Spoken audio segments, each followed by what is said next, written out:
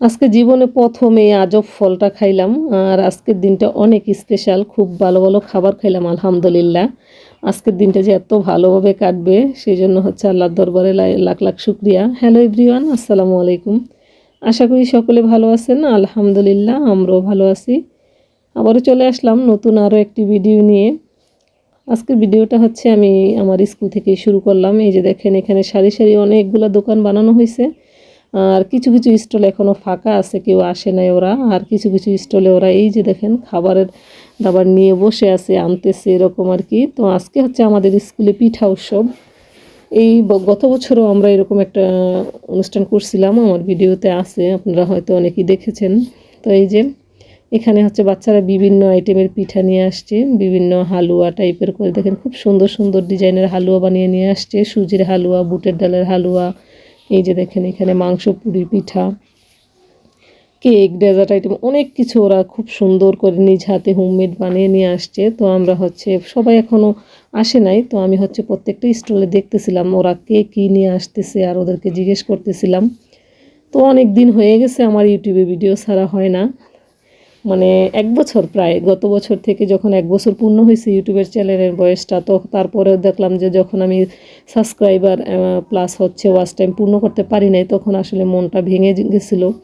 এই জন্য তারপর থেকে একেবারে অনিয়মিত হয়ে গেছি, ইউটিউবে আমি কোনো প্রকার ভিডিও আপলোড করি না। তো মাঝে মাঝে হয়তো 2-1টা ভিডিও আপলোড করছিলাম, কিন্তু তারপরে হচ্ছে একদমই ভালো লাগতেছিল না, ভিডিও আপলোড করতে পারতেছিলাম না, মানে মনটা ভেঙে গেলে যা হয়। আর এখানে আমাদের প্রধান অতিথিও এসে গেছে, দেখেন আমাদের বর্তমান চেয়ারম্যান। তো আমরা ওনাকে বরণ করে নিলাম ফুল দিয়ে। আর এখন উনি হচ্ছে প্রত্যেকটা স্টলে গিয়ে গিয়ে বাচ্চাদের সাথে কথা বলতেছিল আর পিঠা ওদের টেস্ট করে দেখতেছিল। উনি হচ্ছে প্রত্যেকেরই কিন্তু মানে পিঠার দাম দিয়ে দিছে, বেশি করে টাকা দিছে আর কি। পিঠা যে পরিমাণ পিঠা আমরা খাইছি তারপর থেকেও বেশি দিছে। এখানে এই যে আমাদের এক ম্যাডামকেও বলতেছিল পিঠা খাওয়ার জন্য। তো ম্যাডাম হচ্ছে ওনার পছন্দ মতো এই যে দেখেন একটা জার কেক নিয়ে নিল। তো স্কুলে সারা দিন খুব ভালোভাবে কাটানোর পর চলে আসছি বাসায়। আর বাসায় এসে দেখেন এই যে এই আজব ফলটা, এই ফলটা কে কে খেয়েছেন? আমি তো জীবনে ফার্স্ট টাইম আমাকে একজন দিল খাওয়ার জন্য। এটা নাকি কাঠবাদাম। তো কাঠবাদাম এরকম আমি আসলে দেখি নাই আগে কখনো, এই প্রথমবার খাবো এটা।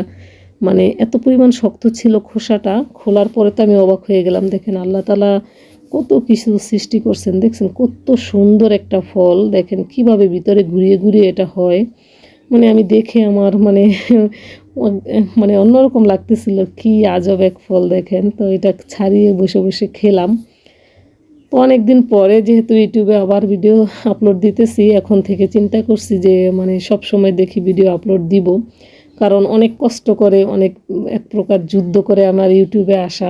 মানে কোনো প্রকার মানে কেউ রাজি ছিল না, আমি নিজের থেকে আসছি। তো চিন্তা করলাম যে এত কষ্ট করে আমার 900-এর উপরে সাবস্ক্রাইবার হয়ে গেছিলো, এই জন্য হচ্ছে চিন্তা করলাম আবার অল্প অল্প করে শুরু করি ভিডিও ছাড়া। এখন থেকে সব সময় কন্টিনিউ ভিডিও ছাড়বো ইনশাল্লাহ। আর আপনাদের সাথে অনেকের সাথে এখন আর যোগাযোগ হয় না, তো চিন্তা করলাম আবার সময় দিব, সবার ভিডিওতে সময় দিব।